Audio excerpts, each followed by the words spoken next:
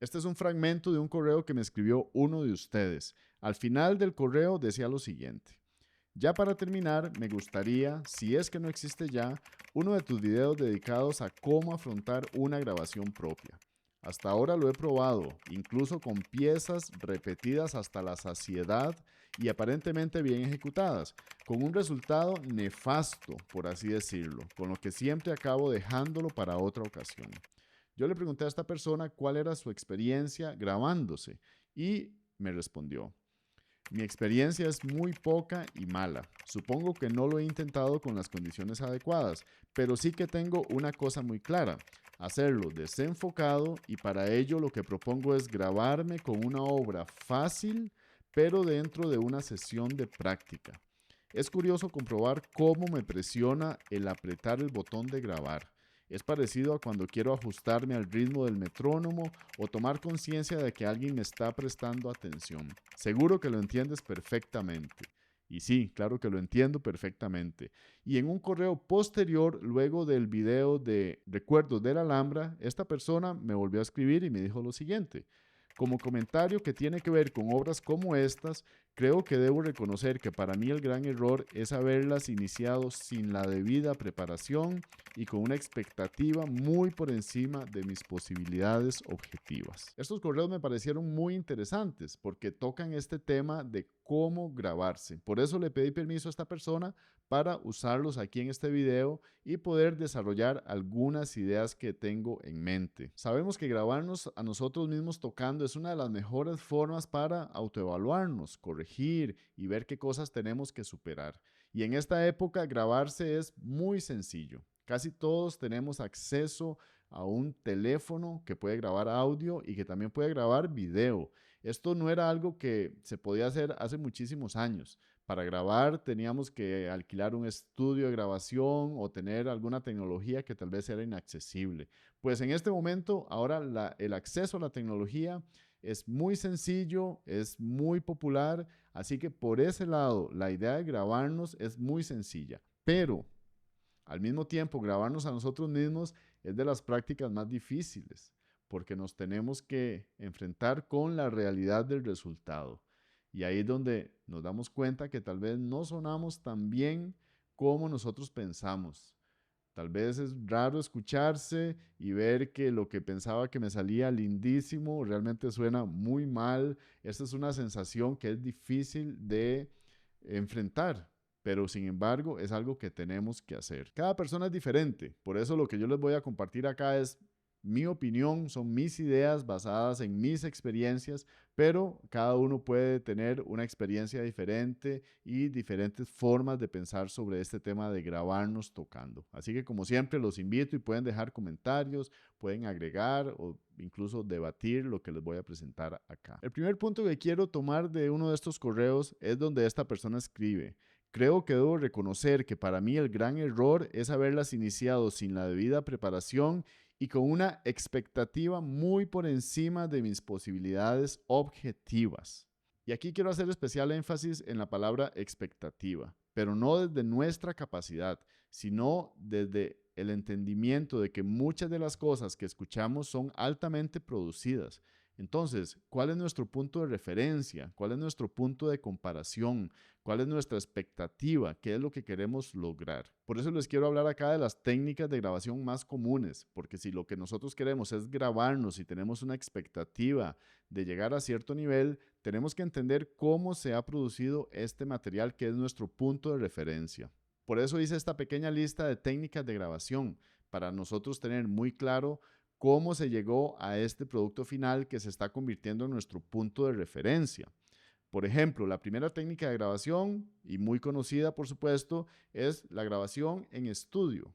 En este caso, yo simplemente voy a un estudio de grabación, que ahora puede ser un estudio casero, porque es mucho más accesible, pero en este estudio yo me voy a sentar y voy a tocar muchísimas veces la misma pieza. Voy a estar repitiendo, tengo la posibilidad de arreglar errores, puedo incluso arreglar una nota que haya tocado mal. Así de potente es ahora el aparato tecnológico que está detrás de las grabaciones, incluso en nuestras computadoras, incluso hasta en nuestros teléfonos. Podemos a veces arreglar una sola nota en la que nos hayamos equivocado. Pues en una grabación de estudio esto es lo que se espera. Se espera algo impecable, algo que no tiene errores, algo que tiene nuestra mejor versión. Cuando se hace esta grabación en un estudio, no existe la expectativa sobre el músico de que vaya a tocar perfecto en una toma. De hecho, esto es algo que sucede. Por supuesto, alguna gente lo puede hacer, pero no es lo más común. De hecho, se celebra cuando hay toma 1 y ya quedó todo impecable. Pero esta persona no tiene la expectativa encima de que tiene que grabar todo a la perfección en una toma. Esta persona sabe que puede sentarse, repetir y armar la pieza por fragmentos. Una segunda técnica de grabación es cuando vemos un concierto en vivo. Aquí vemos músicos tocando en escena con un público, pues generalmente aquí lo que escuchamos es lo que se está tocando en tiempo real. Y aquí la finalidad de un concierto normalmente no es tanto la perfección técnica, sino esta conexión emocional, esta entrega absoluta del músico. Por eso es algo muy común que uno está tocando en vivo y siente que el concierto salió muy bien y luego va a escuchar la grabación y empieza a detectar errores. Hay pifias, hay notas sucias, hay algo que no salió exactamente como uno quisiera, pero la grabación en vivo es así. También hay personas que logran tocar en vivo perfecto, no vamos a negar eso, pero son casos aislados, no es la mayoría de las personas. Así que es normal que en una grabación en vivo, cuando uno va a escucharlo, tal vez va a detectar errores que si uno se pone muy delicado y esto fuera para una grabación de estudio, uno diría, no, voy a grabar otra vez esto porque tiene un error. Pero en la grabación en vivo, lo que salió es lo que es. Una tercera técnica es cuando vemos videos en vivo, sin edición. Aquí yo me siento a tocar y simplemente grabo mi pieza de principio a fin. Seguramente voy a haber hecho muchísimas tomas, pero al final escojo una que está, no sé si perfecta, pero es la mejor que logré desde el principio hasta el final. Eso es algo que vemos constantemente en ambientes un poco más relajados y con una sensación más íntima. Alguien en su casa simplemente tocando una pieza y tal vez que no tienen este nivel de producción tan alto como un estudio de grabación, pero donde se logra una toma completa de principio a fin, teniendo en cuenta que seguramente esta persona grabó varias veces la pieza para poder escoger la toma con menor cantidad de errores. Tenemos una cuarta técnica de grabación, que es cuando también vemos este tipo de video en vivo, pero donde tenemos múltiples tomas. ¿Cómo funciona esto? Yo voy a grabar algo y grabo varias veces, como lo mencionaba antes, pero después puedo armar una pieza con diferentes fragmentos de diferentes tomas. Aquí generalmente se usan varias cámaras que permiten hacer un cambio entre una toma y otra sin que sea algo evidente. Entonces lo que estamos viendo realmente sí se está tocando, pero no se ha logrado una toma completa de principio a fin, sino que tenemos diferentes cámaras y diferentes tomas que permiten armar luego una toma completa sin errores. Y por último, tenemos una toma donde vemos un video que se graba con un audio previamente producido. Esto también es muy popular y lo que vemos entonces es una persona tocando en exteriores con un audio impecable. Pues normalmente, ¿cómo funciona esto? Yo iría primero a un estudio de grabación o en la casa una vez más y me siento a grabar la pieza. Puedo repetir cuantas veces quiera, puedo arreglar todos los errores que cometa, puedo ir armando la pieza hasta que tengo la versión que me satisface más y con la que me siento más cómodo y luego tomo ese audio y me voy a una locación que puede ser cualquier tipo de locación y con algún tipo de referencia, ya sea un audífono, un parlante que está fuera de la toma, pues se pone el audio a sonar y yo voy tocando sobre ese audio. Entonces sí, yo puedo tocar, la persona va a tocar la pieza porque sabe tocar la pieza, por supuesto, pero no se está grabando el audio ahí en tiempo real.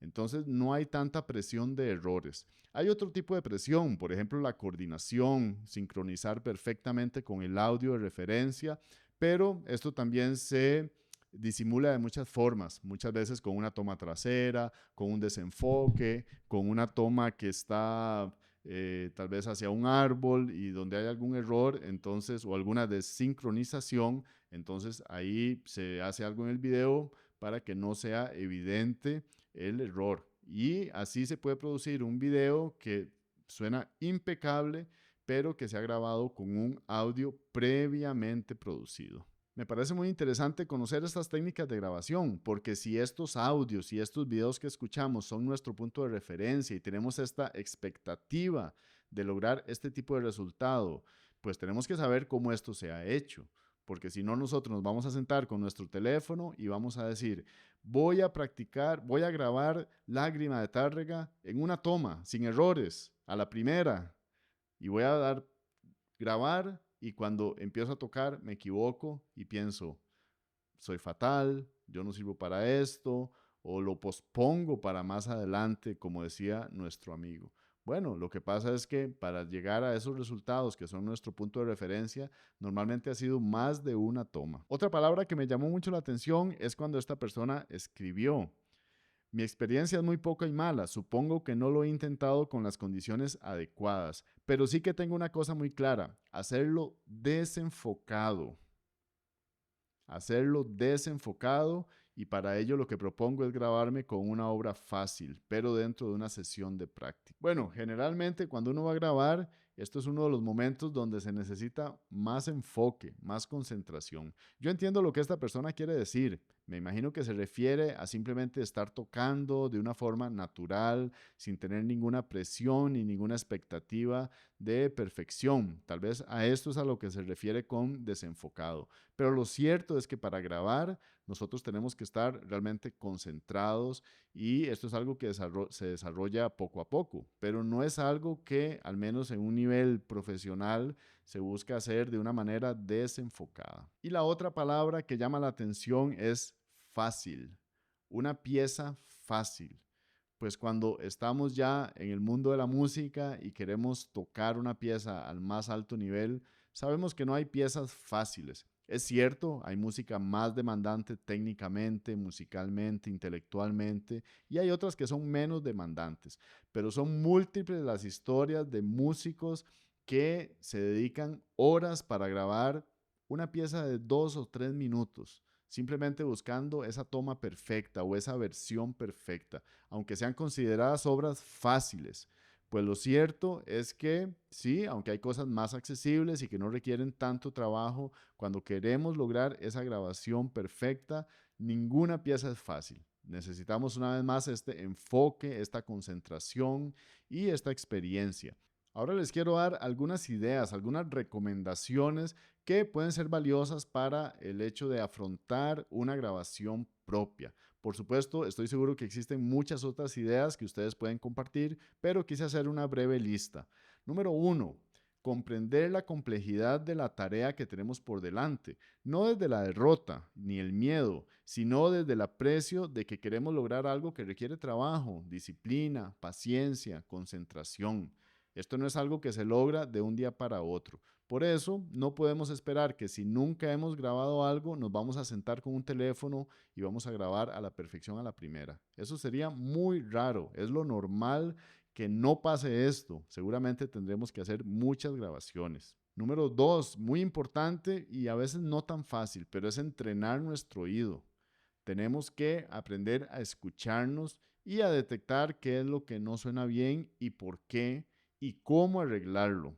Esto es algo que realmente requiere un entrenamiento profundo de nuestro oído para poder entender cómo es que funciona la música y cómo es que nosotros podemos crear una interpretación que sea más allá de tocar las notas.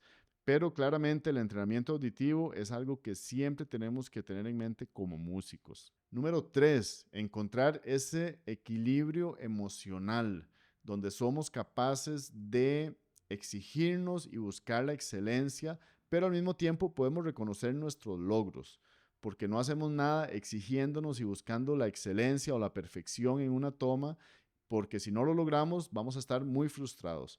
Al mismo tiempo tenemos que poder reconocer nuestros avances, por muy pequeños que sean. Por eso mi recomendación número 4, y creo que la más importante de todas, es empezar. Empezar ya con fragmentos muy pequeños. Aquí cada persona tiene que valorar qué es un fragmento pequeño para cada persona. Para mí pueden ser 2 compases, puede ser un compás, puede ser una frase, puede ser una sección, no importa. dependiendo de lo que ustedes estén tocando, traten de grabar fragmentos muy pequeños y empezar a practicar, grabarlo muchas veces, sentarse y saber que lo van a grabar 10, 15, 20 veces, hasta que tal vez una salió bien. Suena un poco extremo, pero realmente es así. Es muy normal que uno tenga que repetir muchísimas veces algo hasta que logra la toma preferida y la toma que es lo mejor que uno puede hacer. Por eso empiecen con fragmentos muy pequeños y acostúmbrense a grabar en ese botón. Sí, eso genera tensión, eso genera estrés. Lo digo yo que me siento aquí a grabar videos y sí, al principio y todavía uno siente cierto estrés, cierta tensión, pero es una práctica. Hay que ir desarrollando este músculo, como se dice popularmente, y sentarse y grabar, escuchar, tratar de ver objetivamente qué es lo que no me gusta, por qué no sueno bien, por qué no sueno como el disco que quiero sonar, y ahí es donde entra el entrenamiento auditivo. Pero sí es importantísimo empezar con fragmentos pequeños, poco a poco, y sabiendo que vamos a repetir muchísimas veces para poder tener una buena toma. Estas son solo algunas ideas generales que por supuesto se pueden ampliar. Yo sé que se puede abordar desde muchos puntos de vista y desde muchas perspectivas. Por eso los invito a que dejen sus opiniones en los comentarios. ¿Qué piensan ustedes sobre la grabación? ¿Cuáles son sus técnicas para enfrentar los nervios o la tensión que sienten al grabar? ¿Cuál es su experiencia? Todo lo que ustedes nos quieran contar, por supuesto que va a ser bienvenido. Yo espero que estas ideas les ayuden de alguna forma y como siempre me pueden mandar algún mensaje, pueden dejar un comentario o un correo electrónico donde podemos abordar y pueden expresar sus opiniones también en un contexto más privado por medio de correo electrónico. Como siempre, una excelente semana, una buena práctica y nos vemos en el próximo video. Hasta luego.